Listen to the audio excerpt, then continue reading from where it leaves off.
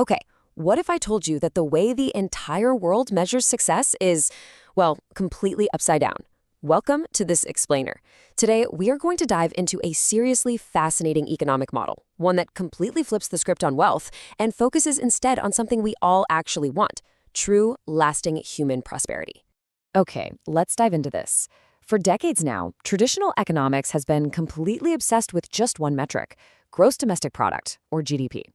The basic assumption has pretty much always been that endless consumption naturally leads to a better life, right?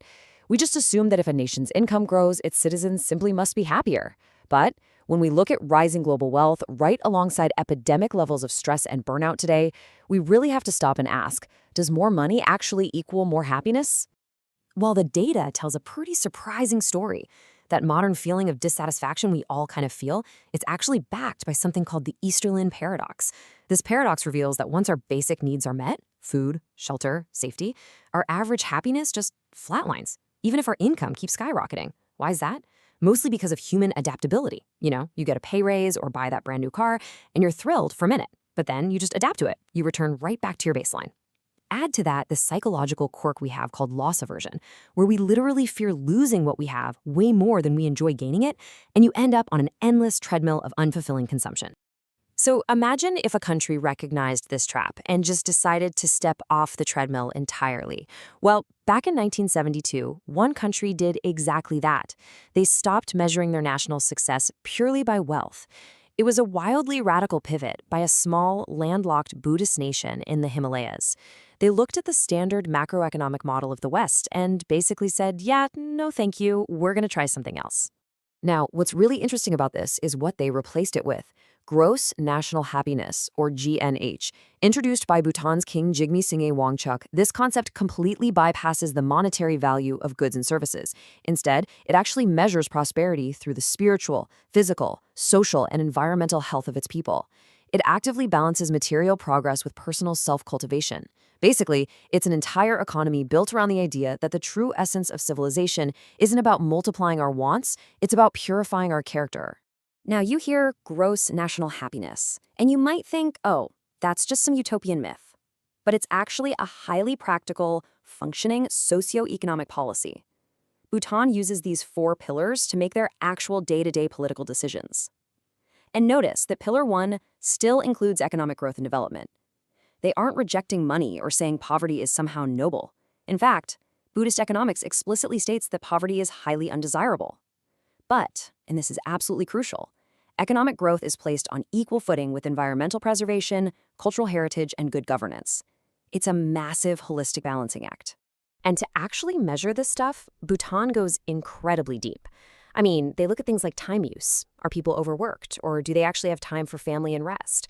They measure community vitality, ecological resilience, and mental health. They literally use these metrics to classify citizens into groups ranging from unhappy all the way to extremely happy. Just imagine getting a government audit where the sole objective is to figure out how to make your life deeply, extensively better. To truly understand how revolutionary this is, you have to look at the contrast.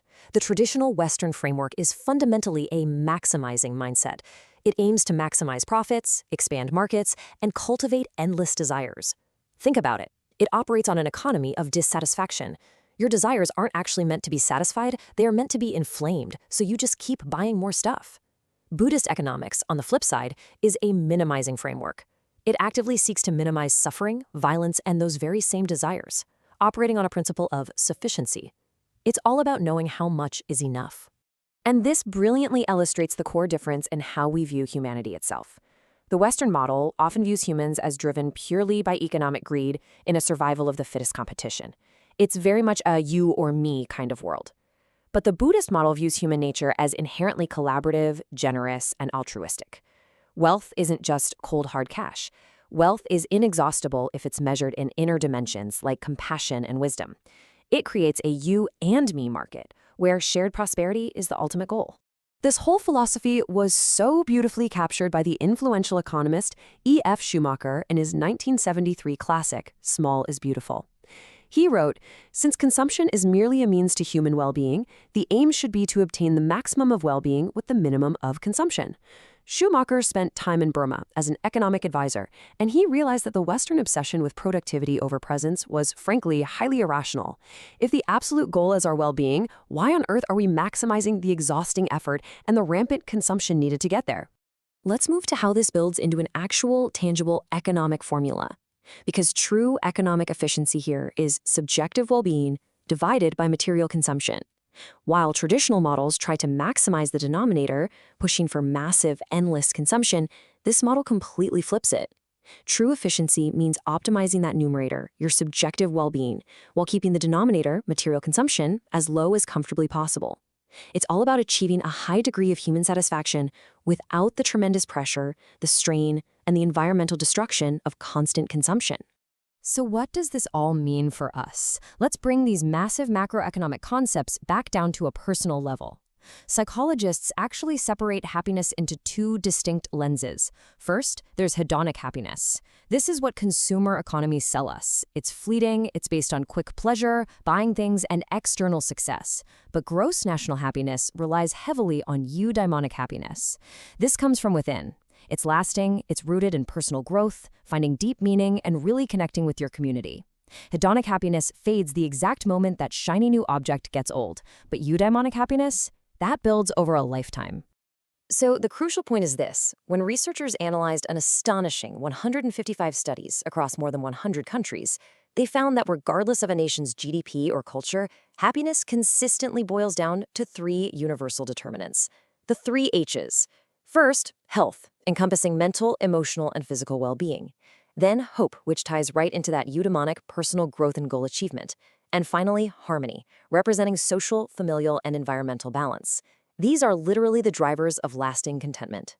Now, the great news is we aren't permanently stuck in a system of dissatisfaction. As economist Claire Brown points out, we can absolutely reprogram our system. We have the power to create, measure, and evaluate what we actually value. And the beauty of this, we don't have to give up all our modern comforts or stop living interesting, vibrant lives. We can simply choose to organize our economy and our personal lives around caring for one another and sharing resources sustainably, rather than just blindly chasing endless growth. Okay, so how do we actually apply this tomorrow morning?